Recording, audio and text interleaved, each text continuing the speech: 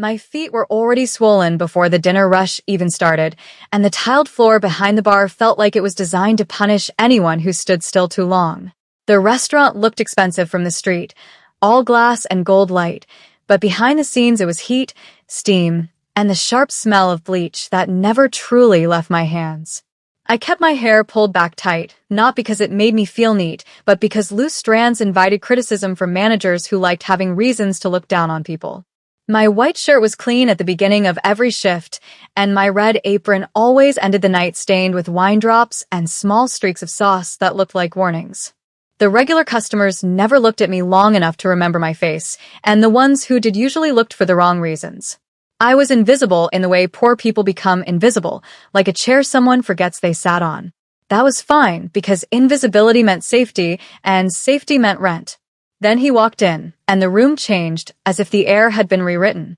He did not announce himself, and he did not need to. The man was tall, handsome in a cold, precise way, with short black hair styled neatly back, and a calm expression that made other men look uncertain without understanding why. He wore a dark coat, expensive but understated, and he moved like he owned time, like he could slow it down if he wanted. Two men followed him, not as friends, but as shadows that had learned how to breathe. Conversations lowered themselves. Even the pianist, who was never asked to stop, softened the keys as if he had been warned without words. The hostess smiled too fast, then corrected her posture, like she had remembered her place.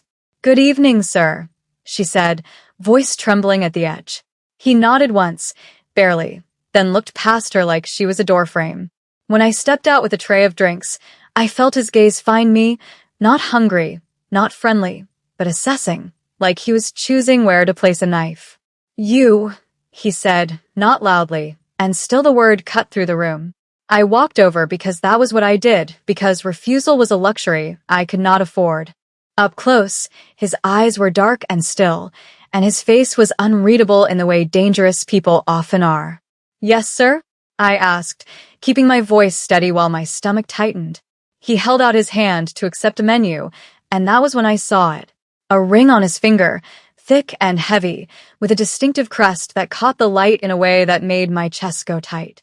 I had seen that crest in a different place in a different life, in the small memories I kept hidden like contraband. My mother had a ring like that, and I had watched her turn it in her palm when she thought nobody was looking, like it was a piece of history that could burn her. My throat dried out before I could stop myself. "Sir," I said, softer than I meant to. "My mother has a ring like yours." His hand froze in midair, and the world felt like it paused around it. The calm expression did not break, but something underneath it shifted, like a locked door had just recognized the correct key. His gaze sharpened until I felt exposed down to my bones. "What did you just say?" he asked, still quiet, still controlled, and that control was somehow worse than anger. I swallowed, aware that every person at the table was pretending not to listen while listening with their whole bodies. "My mother," I repeated, trying not to shake. "She has a ring with that crest." He did not blink for a long beat. Then he leaned back slightly, and one of the men behind him moved, just one step, as if preparing for something. "What is your name?" the man asked. I should have lied. I knew that immediately because names were threads, and threads could be pulled.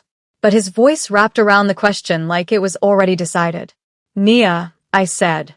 His eyes did not leave mine. "Nia," he repeated, tasting it like he was testing whether it belonged to him. Then he turned his hand palm down on the table, hiding the ring from everyone else, as if he had suddenly remembered it was a weapon. "Bring me water," he said, and his tone made it sound like a command that extended beyond the table and into my future. I nodded, and my legs moved even though my mind wanted to run. As I walked away, my heart hammered so hard it felt like my body was trying to warn me. I told myself it was just a coincidence, just some rich man with an old ring, just the kind of story my exhausted brain would make dramatic. But when I glanced back, he was still watching me, and his gaze did not feel curious. It felt like possession beginning to take shape.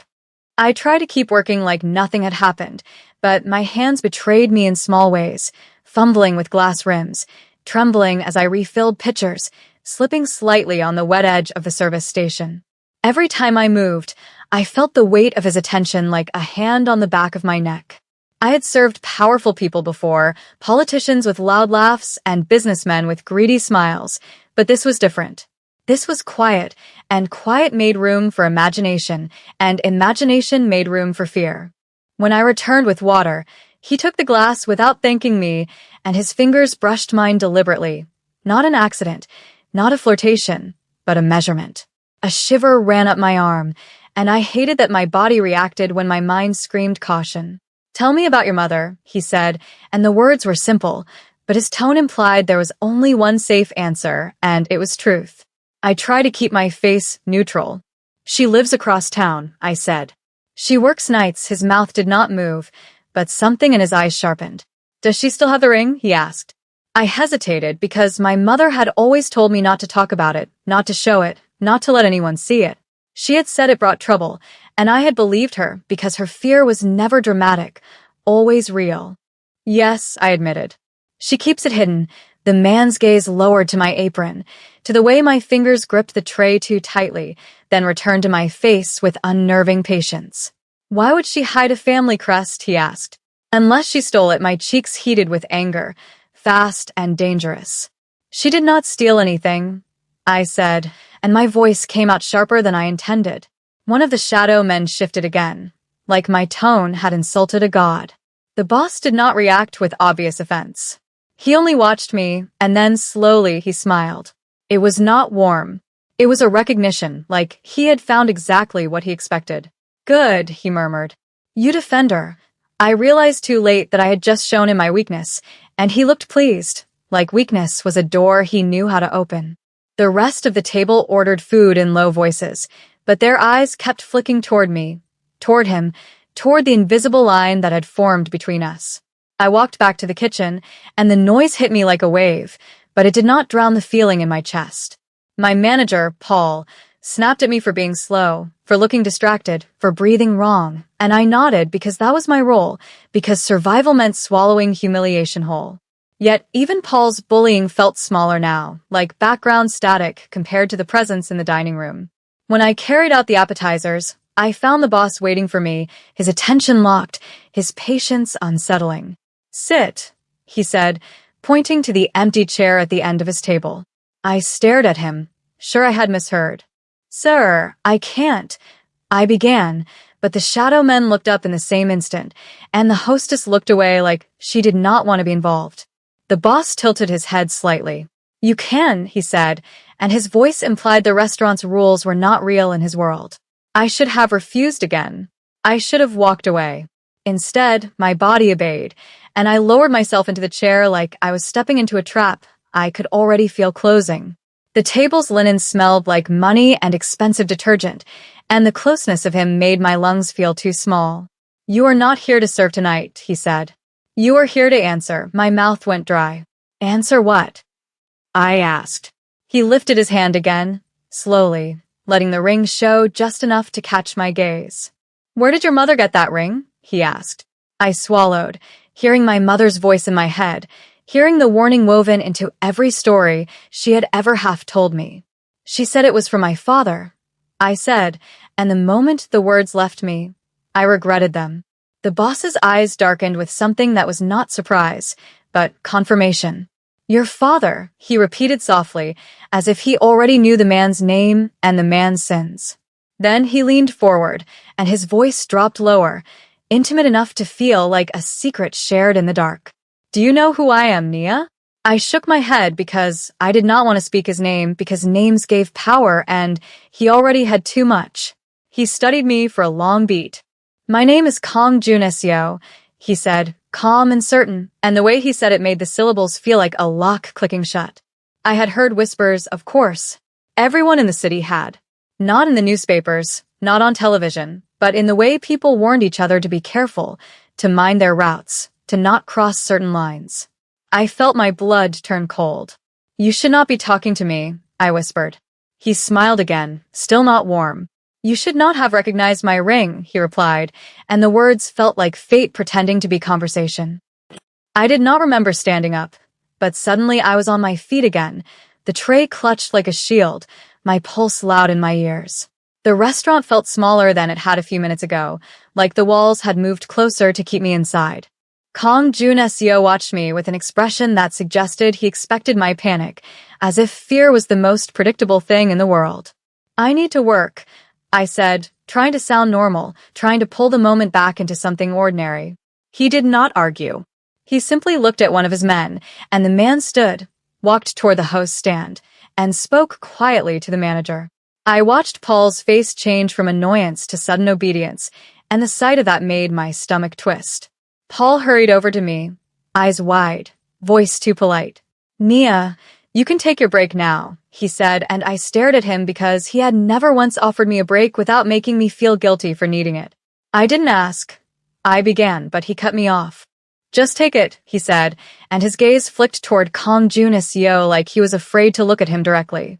I felt something cold settle in my chest, the knowledge that the restaurant's rules were no longer mine to follow. I walked toward the back hallway, toward the staff room, but Kong Jun SEO's presence followed. I knew he was behind me without turning because the air felt different, heavier, quieter. The staff room smelled like old coffee and damp coats, and the fluorescent light hummed overhead like an insect.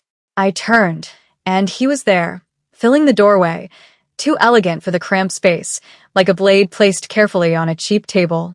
One of his men stood farther down the hall, not watching us directly, but close enough to remind me of consequences. "You are afraid," Kong Jun SEO said, and his tone was not mocking. It was clinical, almost gentle, which made it more terrifying. "You should be," I admitted, my voice thin. He stepped closer, slow and controlled, and the proximity made my skin prickle. "Fear is useful," he said. "It teaches you who has power." I swallowed, refusing to let tears rise because tears invited pity, and pity was a form of ownership I did not want. "What do you want from me?" I asked. His gaze moved over my face, over the tight pull of my hair, the tired shadows beneath my eyes, the red apron that marked me as someone meant to be ordered around. "I want the truth," he said. "And I want the ring." I shook my head before thinking. "It's not mine," I said. "It's my mother's." His eyes narrowed slightly, and his voice softened in a way that felt like a hand closing around my throat. "Everything connected to that ring becomes mine," he said. That is how legacy works. The word legacy hit me harder than threat because it implied history, blood, and decisions made long before I was born. "My mother doesn't even talk about it," I said. "She just keeps it hidden." Kong Juo's jaw tightened, almost imperceptibly. "She hides it because she knows what it means," he replied. "And she hides you because you are part of what it means." My heart stumbled. "I don't understand," I whispered. He studied me for a moment, and something in his gaze shifted, a flash of something darker and more personal, like anger wrapped in discipline. "Your mother's choices created a problem," he said. "You are the living evidence of that problem." My hands clenched at my sides. "I'm not a problem," I said, and I hated how small my voice sounded. He stepped closer until I could smell his cologne, subtle and expensive, layered over the faint scent of cold night air. "Not to me," he murmured. "Not if you do what I say." The words should have made me furious. And they did, but they also made something else move in my chest, something confused and dangerous. I had spent my life being dismissed, mocked, used, but never spoken to like I mattered in a larger story. Even his menace carried a kind of attention that felt like gravity. "Why would you care about me?" I asked, and my voice broke slightly despite my effort. Kong Jun SEO lifted his hand, the ring catching the light, and he held it between us like a symbol and a warning. "Because someone you have never met built his empire with that crest," he said. "And because that crest does not appear in the hands of a waitress unless blood has been spilled or blood has been hidden." My stomach turned, images flashing of my mother's careful silence, her long nights, her habit of checking locks twice. "My father is dead," I blurted, because my mother had said it with a finality that ended questions. Kong Jun SEO's expression did not change, but the air felt colder. "Maybe," he said. "Or maybe he is exactly where he needs to be."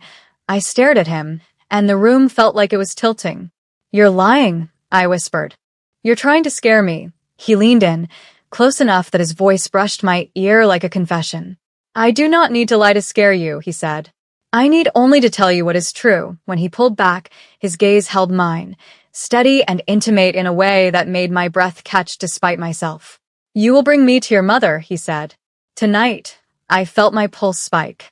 I can't, I said. He did not raise his voice. He simply looked at me like refusal was a childish performance. You can, he replied. And you will.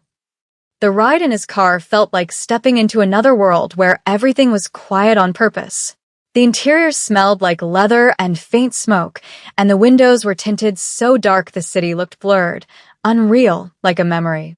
I sat stiffly, my red apron folded in my lap because I had not even been allowed to change, and the contrast between my cheap uniform and the luxury around me made my skin burn with humiliation. Kong Jun-seo sat beside me, not touching, not crowding, yet his presence filled the space more completely than any closeness could. Two enforcers sat in the front, silent, scanning the streets as if the city belonged to them. I kept my eyes forward, telling myself to memorize every turn, every landmark, because fear demanded preparation. You can still tell me no, I said, although my voice sounded like I was pretending. Kong Jun-seo turned his head slightly, watching me with calm interest. No is a word for people who believe consequences are negotiable, he replied. I swallowed. So you're kidnapping me? I said, and the accusation came out brittle. He did not seem offended. If I wanted to kidnap you, he said, you would not have your phone, and you would not know where you are. I touched my pocket instinctively, feeling my phone still there, and the fact that he had pointed it out made me feel even more controlled. Why are you doing this the gentle way? I asked, and my voice carried more anger now, because anger was easier than panic. Kong Jun-seo's gaze held mine for a moment, and something unspoken passed through it, something that felt like calculation mixed with restraint. Because you are not just leverage, he said. And because I do not enjoy breaking what I might need intact, my stomach twisted again at the casual cruelty of that logic. What do you need me for? I asked. He looked out the window for a beat, the city's lights sliding over his face like moving shadows. You are a bridge, he said. To a woman who thought she could disappear with something that belongs to my bloodline, the word bloodline landed hard, heavy with meaning I did not have and did not want. My mother doesn't belong to you, I snapped. He turned back to me slowly. She belongs to her choices, he said. And choices of owners. I hated him in that moment, and I also hated that part of me listened like his words mattered more than anyone else's had. The car stopped in front of my mother's building, an aging complex with peeling paint and a flickering hallway light that never worked properly. The contrast between his world and ours looked obscene. I stared at the entrance, my chest tight with dread. She'll be terrified, I whispered. Kong Jun-seo's expression softened just slightly, in a way that made my breath catch because softness from him felt like a dangerous gift. Then do not scream, he said. Do not make it worse. I opened the door with shaking hands, my shoes crunching on gravel, and the cold air hit my face like a slap. His men followed at a respectful distance, not close enough to seem like a scene, but close enough to end any illusion of freedom. I led Kong Jun-seo up the stairs, each step louder than it should have been, and my hands fumbled with the key. When I opened the door, my mother stood in the small kitchen, still in her nightclothes, hair wrapped, eyes tired but alert. The moment she saw me, relief flickered. The moment she saw him behind me, the relief shattered. Her face drained of color so fast it looked like a candle being snuffed out. Mia, she breathed, voice barely there. Her gaze locked onto the ring on Kong Jun-seo's hand, and her body went rigid as if her bones had turned to stone. Kong Jun-seo stepped into our cramped living room like he belonged there, like the walls were built to contain him. It has been a long time, he said, his voice calm, almost polite. My mother's lips trembled. You shouldn't be here, she whispered. Kong Jun-seo's eyes did not soften for her. You should not have taken what was not yours, he replied. My mother looked at me then, and the look was not just fear. It was guilt, deep and ancient, like she had been carrying it so long it had shaped her spine. Mia, go to your room, she said, voice breaking. I shook my head immediately. No, I said. Tell me the truth. Kong Jun-seo watched the exchange with a quiet satisfaction that made my skin crawl. She deserves the truth, he said, and his gaze returned to my mother like a blade, finding its sheath.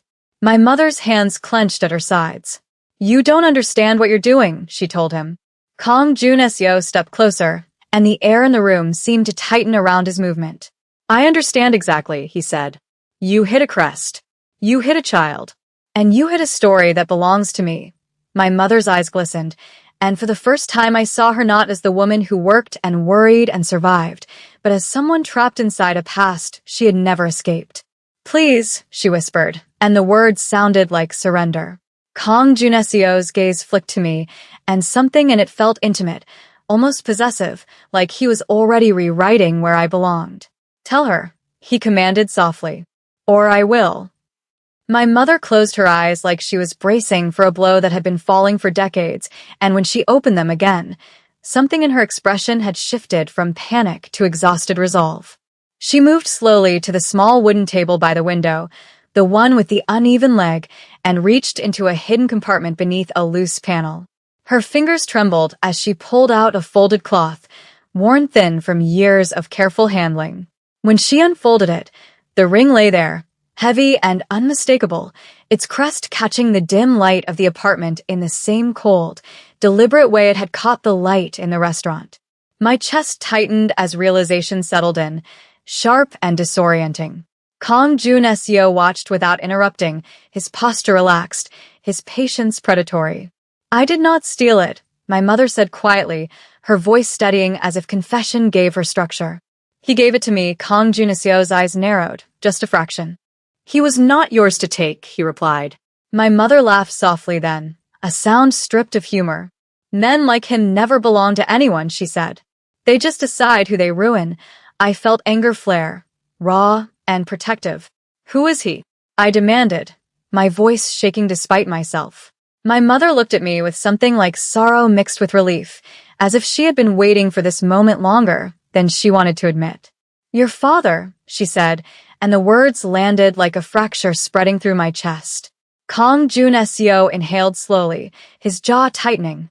"My brother," he corrected calmly, and the room seemed to tilt as the truth rearranged itself around that sentence.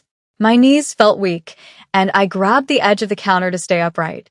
"Brother," I echoed, disbelief tasting bitter on my tongue. My mother nodded once. "He was powerful," she said. "Cruel when he wanted to be. Gentle only when it suited him." Kong Junseo's gaze hardened, shadows deepening around his eyes. "He was a liability," he said flatly. "And he paid for it." I stared at him, horror and fascination twisting together. "You killed him," I whispered. Kong Juneseo did not deny it. "I ended a threat," he replied. "And you are the consequence he left behind." Silence stretched, heavy and suffocating. I felt suddenly small, like the ground beneath my life had shifted and revealed a depth I could not measure. My mother reached for me, her hand warm and familiar, grounding. "I try to protect you," she said, her voice breaking at last. "I hid you because his world destroys everything it touches." Kong Juneseo watched the gesture with an expression I could not read, something like calculation tangled with restraint. "And yet," he said softly, "here she is." His gaze returned to me, intense and intimate, and I felt a strange pull, like gravity reasserting itself. "You have his eyes," he added, and the words sent a shiver through me I did not want to acknowledge. I did not sleep that night, not really. Kong Juneseo allowed my mother and me a few hours alone, though his men remained stationed outside the apartment like silent sentinels. My mother paced, wringing her hands, apologizing in fragments, explaining pieces of a story she had buried for years. She told me about a man who had promised protection and delivered fear, about love that felt like captivity, about escape purchased with silence and distance. I listened, numb and aching, trying to reconcile the woman who had raised me with the past she described. When dawn crept in through the thin curtains, painting the room in pale gray light, Kong Juneseo returned. He looked unchanged, immaculate, as if the night had been nothing more than a pause in his routine. "You will come with me," he said to me, not unkindly. My mother's breath caught. "No," she said immediately. Kong Juneseo's gaze flicked to her, cool and final. "She is already part of my world," he replied. "Keeping her here will only make her a target." I felt my heart race, torn between fear and something darker, something that whispered inevitability. "What happens to her?" I asked, nodding toward my mother. Kong Junesio regarded me for a long moment. She will be left alone, he said. Provided she remains invisible. My mother reached for my face, tears spilling freely now. You don't have to go, she pleaded. I looked at her, at the lines carved by worry and sacrifice, and then at Kong Junesio, standing calm and powerful in our small, fragile space. I understood then that refusal would not save me, only delay the collision. I'll go, I said quietly, and the words felt like surrender and choice braided together. Kong Junesio inclined his head, approval flickering briefly across his features. You are smarter than he was, he said. That may keep you alive. His compound was nothing like I had imagined, tucked behind layers of security, blending modern luxury with deliberate austerity. Everything was clean, controlled, designed to remind you that chaos was not welcome here. Kong Junesio assigned me a room overlooking a private courtyard. The silence, so complete it felt unnatural. You will stay, he told me. You will learn, I bristled at the implication. Learn what? I asked. He turned to face me fully, his gaze heavy with meaning. Who you are, he replied. Days blurred into a strange rhythm of observation and instruction. Men deferred to him without question, women moved carefully around him, and I watched the machinery of power operate with terrifying efficiency. Kong Junesio spoke to me often, sometimes about business, sometimes about history, sometimes about my father in ways that were both condemning and uncomfortably intimate. I found myself listening despite my resistance, absorbing lessons about control, leverage, silence. At night, alone in my room, I lay awake replaying his words, hating how they made sense. One evening, after a particularly tense meeting I had been allowed to observe, Kong Junesio joined me in the courtyard. The air was cool, the lights low. You are adapting, he said. I crossed my arms. I don't have a choice, I replied. He stepped closer, his presence commanding yet strangely grounding. Choice is overrated, he said. Power is what matters, his gaze softened, just slightly, and my breath caught despite myself. And you have potential. The admission stirred something dangerous in me, a flicker of pride I had never been allowed to feel before. The first time he touched me, it was almost accidental, his hand brushing mine as he guided me through a document. The contact sent a jolt through me, unwanted and undeniable. He noticed immediately, his eyes darkening with interest. You feel it too, he said softly. I pulled my hand back. This isn't what you think, I insisted. He smiled faintly. It is exactly what I think, he replied. The tension between us grew, charged and unspoken, woven into every interaction. He never forced it, never crossed a line without my silent permission, and that restraint made the pull stronger, more confusing. I hated how safe I felt under his watch, how the fear of the outside world faded within his walls. When violence came, sudden and brutal, I saw his other side clearly. He ended a threat with chilling precision, his calm unbroken, his authority absolute. Later, when I confronted him, shaking with adrenaline and horror, he met my gaze without apology. This is the world you are part of, he said. Decide whether you will survive it or be destroyed by it. I realized then that I had already begun to choose.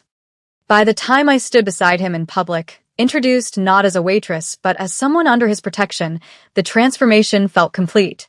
People looked at me differently, with caution and curiosity instead of dismissal. Kong Junesio's hand rested lightly at my back, a possessive gesture that steadied me even as it marked me. You belong here, he murmured, low enough that only I could hear. I should have recoiled from the word belong, but instead I felt a strange sense of alignment, like a fractured part of me had found its place. The girl who had stood invisible behind a bar felt distant, almost unreal. In her place stood someone who understood power, who wielded silence like a blade, who knew the cost of legacy. As I met the gazes around me without flinching, I felt fear recede, replaced by something darker and more intoxicating. Acceptance did not come as relief, but as clarity, sharp and irrevocable.